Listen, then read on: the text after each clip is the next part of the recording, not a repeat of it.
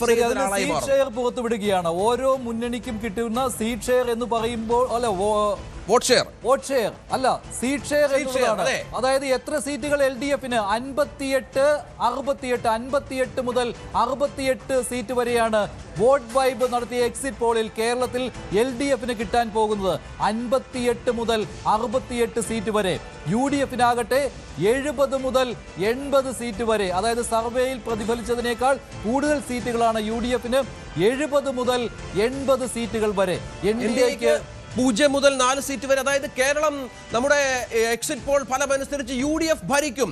70 മുതൽ 80 സീറ്റുകൾ വരെ നേടി കേരളം UDF ഭരിക്കുമെന്നുള്ളത് തന്നെയാണ് നമ്മുടെ എക്സിറ്റ് പോൾ ഫലങ്ങൾ നൽകുന്നത്. നേരത്തെ സർവേ ഫലങ്ങളിലൊക്കെ നേരിയ എഡ്ജ് മാത്രമാണ് ഉണ്ടായിരുന്നെങ്കിൽ ഇപ്പോൾ ഒന്ന് കടന്നുകയറി 80 സീറ്റുകളിലേക്ക് പോലും ഒരുപക്ഷെ UDF എത്തിയേക്കാം എന്നുള്ള കൃത്യമായ തരത്തിലുള്ള കണക്കുകളാണ് ഇപ്പോൾ എക്സിറ്റ് പോളുകൾ നൽകുന്നത്. കാര്യം LDFന്റെ സീറ്റ് 58 ആയിട്ട് കുറയാം, പക്ഷേ പരമാവധി 68 സീറ്റുകൾ വരെ കിട്ടാം എന്നുള്ളതാണ്. UDFന്റെ 70 സീറ്റ് ആയിട്ട് കുറയാം, പക്ഷേ 80 സീറ്റുകൾ വരെ കിട്ടാം. അതായത് കേവല ഭൂരിപക്ഷത്തിന് ചിലപ്പോൾ ഒരു സീറ്റിന്റെ കുറവ് ഉണ്ടാകാനും സാധ്യതയുണ്ട്.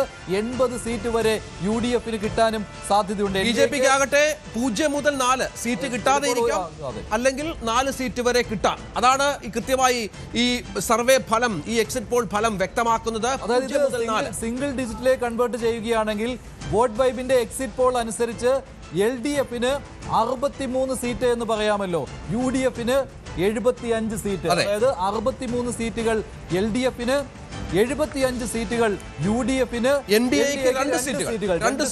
NDAക്ക് 2, LDFന് 63, UDFന് 75 എന്ന നിലയിൽ UDF കേരളം ഭരിക്കും എന്ന് വേണം ഈ എക്സിറ്റ് പോൾ ഫലങ്ങളുമായി ബന്ധപ്പെട്ട് നമുക്ക് ലഭിക്കുന്ന ഏറ്റവും പ്രധാനപ്പെട്ട സൂചന എന്നുള്ളതാണ്. UDFന്റെ ഭാഗത്ത് നിന്ന് ഒരു മുന്നേറ്റമുണ്ട്.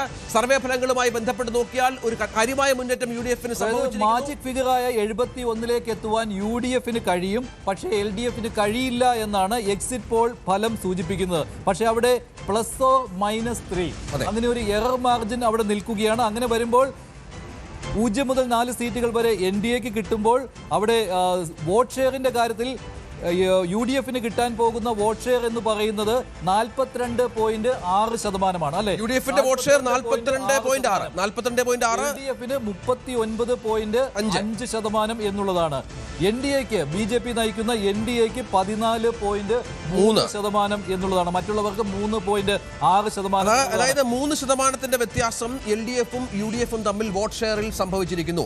ഏതാണ്ട് 3% വ്യത്യാസമുണ്ട്. 39.5, 42.6 എന്ന് പറയുമ്പോൾ 3% ഒക്കെ ഈ പറഞ്ഞ പോലെ നമ്മുടെ സംസ്ഥാനത്ത് നല്ല അത്യാവശ്യം നല്ല സീറ്റിലേക്ക് കൺവേർട്ട് ചെയ്യുമ്പോൾ 75 എന്നുള്ളതാണ് UDFന് വരുന്നത്. 63 എന്നുള്ളതാണ് എന്നുള്ളതാണ് LDFന് വരുന്നത്. UDFന് കംഫർട്ടബിൾ പൊസിഷൻ എന്നുള്ളതാണ്. LDFന് 63, UDFന് 75, NDAക്ക് 2 സീറ്റ് എന്നുള്ളതാണ് വോട്ട് വൈബിന്റെ ഈ എക്സിറ്റ് പോളിൽ പ്രതിഫലിച്ചിരിക്കുന്നത്. 14.3% വോട്ടുകൾ നേടുന്ന BJPക്ക് 0 മുതൽ 4 സീറ്റ് വരെ കിട്ടാം. നേരത്തെ BJPക്ക് ഇത്രയും വോട്ട് ഷെയർ കിട്ടിയിട്ടുണ്ടെങ്കിലും കഴിഞ്ഞ നിയമസഭാ തെരഞ്ഞെടുപ്പിലൊക്കെ നമുക്കറിയാം BJPക്ക് സീറ്റുകളിലേക്ക് അത് എത്തിച്ചിരുന്നില്ല. പക്ഷേ ഇത്തവണ വേണമെങ്കിൽ അത് 0 മുതൽ 4 വരെ സീറ്റിലേക്ക് എത്തിക്കാം. അതേഴ്സ് എന്ന കാറ്റഗറിയിൽ 3.6% വോട്ടുകൾ ലഭിക്കുന്ന ഒരു വിഭാഗം കൂടി അതേഴ്സിൽ ഉൾപ്പെടുത്തിയിട്ടുണ്ട് എന്നുള്ളതാണ് ഏറ്റവും പ്രധാനപ്പെട്ട ഒന്ന്. മറ്റൊരു കാര്യം, ബോട്ടം ലൈനായിട്ട് പറയാവുന്ന കുറച്ച് കാര്യങ്ങൾ നമുക്കില്ല, വാൽകഷ്ണമായിട്ട് പറയാവുന്ന ചില കാര്യങ്ങൾ ഇതിലുണ്ട്. അങ്ങനെ നോക്കുമ്പോൾ ഈ പിണറായി വിജയന് പേഴ്സണൽ പോപ്പുലാരിറ്റി ഇല്ലേ, അദ്ദേഹത്തിന് ഒരു ജനകീയത ഉണ്ട്, പക്ഷേ അത് സീറ്റിലേക്ക് കൺവേർട്ട് ചെയ്തിട്ടില്ല.